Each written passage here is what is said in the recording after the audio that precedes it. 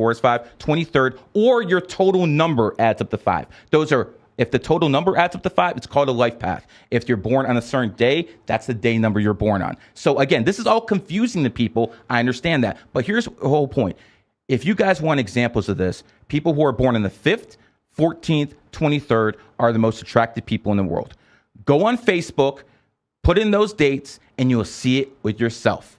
It's very simple. See, that's the thing about numerology. I always wondered why some people were rich. Now I understand why. They're born on the 28th or they're 8th. I always want to understand why some people were actually, really funny. Well, people born on the 3rd, 12th, 21st, or 30th are the funny ones. Chris Rock, Roseanne Barr. When you look at things from an everyday perspective and you start looking at it through these lenses of understanding how numerology and astrology works, you start looking at the world in a completely different way. Let me just say a few things. Michael Jordan, born 2/17/1963, 11 life path, mentored Kobe Bryant. Kobe Bryant, born 8/23/1978, mentored Kyrie Irving. Kyrie, born 3/23/1992, 11/11/11. Here's the point. And it couldn't be that they all had really great natural. They're all great athletes and they're all 11s. The point is, people with certain numbers gravitate towards each other. Now, let's talk about you. What's your day, my friend?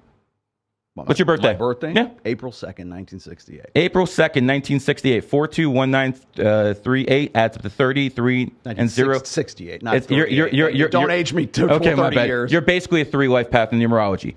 What's your birthday? October 5th, 1977. Okay, so you're basically a 3 life path in numerology. Look at this. The 2 people who are running the podcast, 3 is the number of communication. Communication starts with C. C is the 3rd letter. Voila! Why is 3 the number for communication? Because why couldn't I just be born it coincides with the word C? I'm sure there are other languages that don't use C. Why couldn't I just be born on the 3rd, dude? Like, you just add up all these numbers, and it's just like, it's crazy to me. Like, first off, Kyrie Irving falls very short of Michael Jordan. He shouldn't even be using the same fucking sentence as him. Okay? Kyrie Irving believes he probably has the best handles he does, in NBA history. Absolutely, okay? Absolutely. But Kyrie Irving also believes the Earth is flat. The dude has he has some serious problems. You know what? At least Kyrie Irving isn't vaccinated like 6-7 billion people on this planet. And now that we're talking about that, let's just say this: I am not vaccinated, sir. Are you vaccinated? I am not vaccinated, sir. Are you vaccinated? I'm a U.S. military officer. Yeah. Okay, so you actually were forced to get vaccinated. That wasn't forced, but I'm a retired officer, and as soon as they told us, I see. So you actually trusted the government, and you got the vaccine, correct? I trusted the government to build an airplane that I fought in 2 wars over. So yeah, I mean, okay. I trusted the government to get on a commercial airplane too. So here's the point: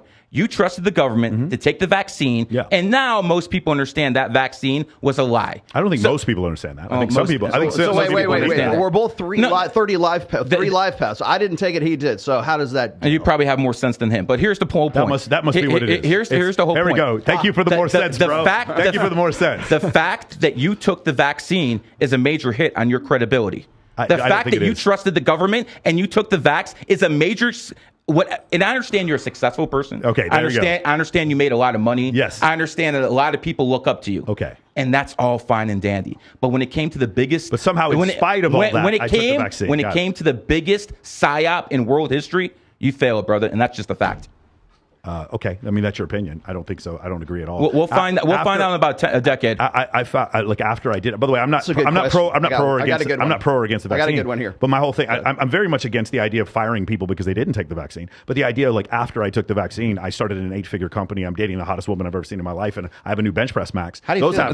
Those are great. You feeling good? Those are absolutely great. But the fact of the matter is, we'll see how you're doing in about 7 years after you took the vaccine. 9-figure company. That's what we're going to be at. That's what when your heart explodes. When my heart explodes. I took the vaccine immediately. I needed to vote for Joe Biden, and scales grew on my neck. I have a question. They're the aliens. The Illuminati's calling. Serious question. This is good. I really hope you take that stuff seriously. There's a super chat. And if I were you, I'd be looking into holistic medicine to try to actually get rid of that. But that's up to you. I'm not going to. Thanks. Okay, here's the deal.